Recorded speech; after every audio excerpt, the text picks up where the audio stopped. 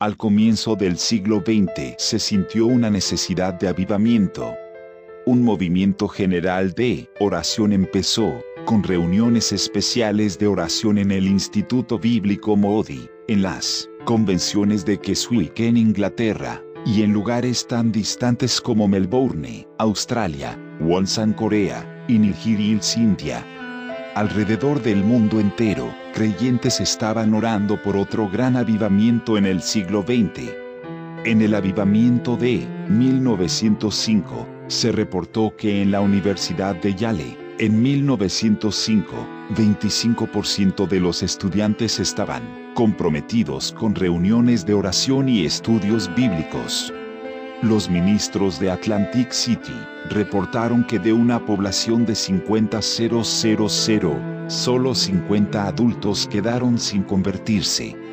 En Portland, Oregón, 240 grandes tiendas cerraban de las 11 hasta las 2 cada día para que la gente pudiera asistir a las reuniones de oración, y firmaron un acuerdo para que ninguno estuviera abriendo su tienda.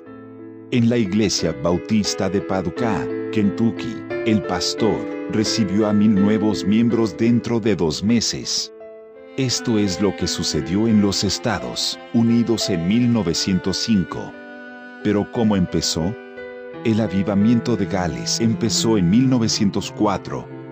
Comenzó como un movimiento de oración. Seth Joshua, un evangelista presbiteriano, llegó al colegio Emlyn en Newcastle, Inglaterra. En este colegio estudiaba un minero, Evan Roberts, de 26 años de edad, para entrar al ministerio. Los estudiantes estaban tan conmovidos que pidieron asistir a la siguiente campaña de Joshua. Entonces se suspendieron las clases para ir a Blaenhurst, donde Seth Joshua oró en público: «Oh Dios, dobléganos». Evan Roberts se fue adelante y oró con gran agonía: «Oh Dios, doblégame». Cuando regresó, ya no pudo concentrarse en sus estudios. Se fue al director del colegio y le explicó: «Sigo escuchando una voz que me dice que tengo que ir a casa y hablar a nuestros jóvenes en mi iglesia. ¿Es esta la voz del diablo o la voz del Espíritu?». El director respondió: «Sabiamente el diablo nunca da órdenes como esta. Usted puede tomar una semana libre». Entonces Evan se fue a su pueblo y dijo al pastor: «He venido para predicar». El pastor no estaba muy convencido, pero preguntó: «¿Qué te parece hablar en la reunión de oración el lunes?». Ni siquiera le dejó hablar en la reunión, sino dijo a los que asistieron: «Nuestro hermano joven, Evan Roberts, siente que tiene un mensaje para ustedes si desean quedarse al final». 17 personas se quedaron, y fueron impresionados con la manera directa de hablar del joven. Evan Roberts les dijo: «Tengo un mensaje de Dios para ustedes. Ustedes tienen que confesar ante Dios cada pecado del cual estén conscientes, y tienen que arreglar todo mal que han hecho a otros. Segundo, tienen que despojarse de todo hábito dudoso. Tercero, tienen que obedecer al Espíritu prontamente. Finalmente, tienen que confesar públicamente su fe en Cristo». A las 10 de la noche, todas las 17 personas habían respondido. El pastor estaba tan contento que pidió: «¿Qué te parece hablar en el culto de misiones mañana por la noche? Y el culto del miércoles de la noche». Él predicó toda la semana, y le pidieron quedarse otra semana más. Entonces llegó la victoria. De repente, las columnas eclesiásticas aburridas en los diarios cambiaron. Grandes multitudes de personas están siendo atraídas al Ogor. La carretera principal, donde se encontraba la iglesia, estaba repleta de gente que quería llegar a la iglesia. Los propietarios de tiendas las cerraban temprano para encontrar un asiento en la iglesia. Un reportero fue enviado y describió vivamente lo que vio: una reunión extraña que duró hasta las 4:25 de la madrugada. Y aún a esa hora la gente no quería ir a casa. El movimiento pasó sobre Gales como una marea alta. En 5 meses se convirtieron 100.000 personas en todo el país. 5 años después, el Dr. J.B. Morgan escribió un libro para desprestigiar el avivamiento. Su crítica principal fue que de estos 100.000 convertidos, después de 5 años solo 75.000 seguían siendo miembros de iglesias. El impacto social fue asombroso. Por ejemplo, los jueces no tenían ningún caso a juzgar, no hubo robos, ni asaltos, ni violaciones, ni asesinatos, ni malversaciones, nada. Los consejos distritales tuvieron asambleas de emergencia para discutir de qué hacer con la policía que ahora se quedó sin trabajo. En cierto lugar, llamaron al sargento de la policía y le preguntaron ¿qué hace usted con su tiempo? Él respondió: antes del avivamiento teníamos 2 trabajos principales: prevenir delitos y controlar multitudes, como por ejemplo en partidos de fútbol. Desde que comenzó el avivamiento, prácticamente ya no hay delitos. Entonces simplemente nos quedamos con las multitudes. Un miembro del consejo preguntó ¿qué significa esto? El sargento respondió: usted sabe dónde están las multitudes. Están llenando las iglesias. Pero ¿cómo afecta esto a la policía? Tenemos 17 policías en nuestro puesto. Tenemos 3 cuartetos, y si alguna iglesia desea que cante un cuarteto, entonces nos llaman al puesto. Mientras el avivamiento pasó por Gales, el alcoholismo se redujo a la mitad. Hubo una ola de bancarrotas, casi todas cantinas. Hubo también cierto atraso en las minas, porque muchos mineros se convirtieron y dejaron de hablar groserías. Entonces sus caballos que jalaban las carretas de carbones en las minas, ya no podían comprender lo que les dijeron. El avivamiento afectó también la moral sexual. En los números provistos por los expertos del gobierno británico, se notó que en 2 condados el número de nacimientos ilegítimos había bajado en 44% dentro de un año después del comienzo del avivamiento. El avivamiento pasó por Gran Bretaña, Escandinavia, Alemania, Norteamérica, Asia Austral, África, Brasil, México y Chile.